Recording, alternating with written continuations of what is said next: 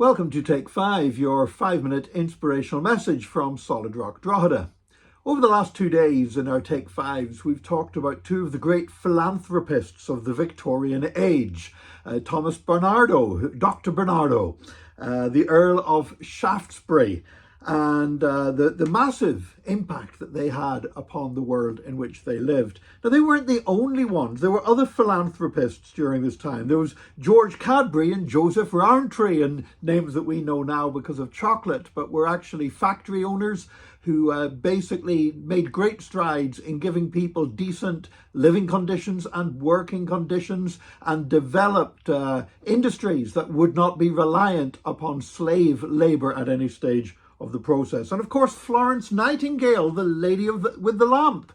Again, like Thomas Barnardo, like Lord Shaftesbury, like Cadbury, like Rowntree, Florence Nightingale was inspired by her faith in Jesus Christ to do what she could to change the way that people were treated in hospitals, and revolutionized medical treatment, and really established the basis for the modern nursing profession. And then, of course, there was William Booth, the founder of the Salvation Army. He was different in some respects in that he did not come from a privileged background.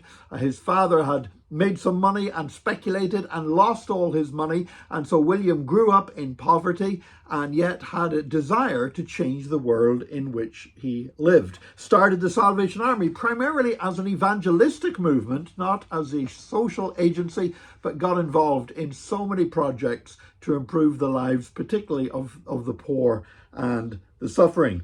William Booth famously said, "You cannot warm the hearts of people with God's love if they have an empty stomach and cold feet."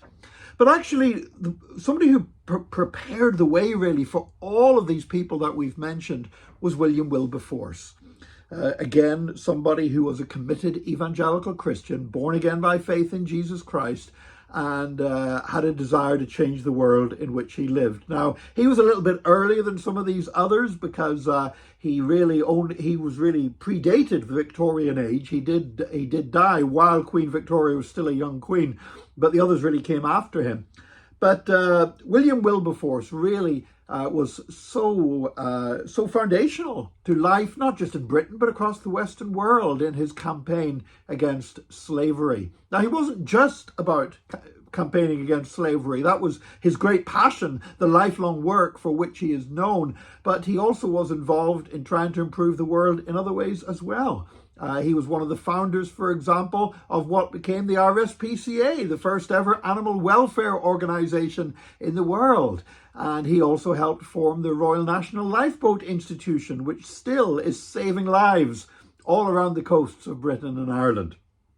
Now, Wilberforce, again, was inspired by his faith in Jesus Christ, as was Dr. Barnardo, as was the Earl of Shaftesbury, as was Joseph Rowntree, as was George Cadbury, as was Florence Nightingale, as was William Booth. You know, sometimes you hear people say that so-and-so, they're so heavenly minded, they're not of any earthly good.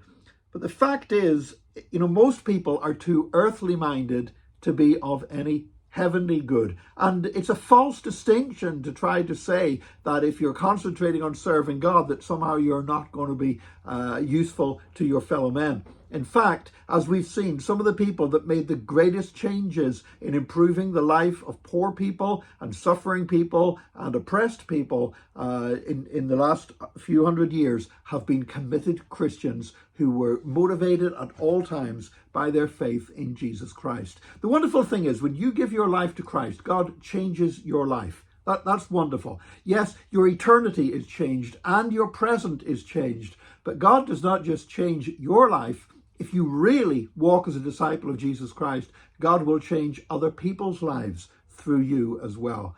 And I pray that even today, you would have an opportunity to touch somebody else's life, that you would be able to say at the end of the day, well, praise God, Jesus has changed my life today, and he's changed somebody else's life through me. May that be our testimony as we live for him by his grace and his mercy. You know, none of it's by anything we can do. It's all through his mercy and grace mediated to us by the cross. So we give him praise and glory in the church. God bless you.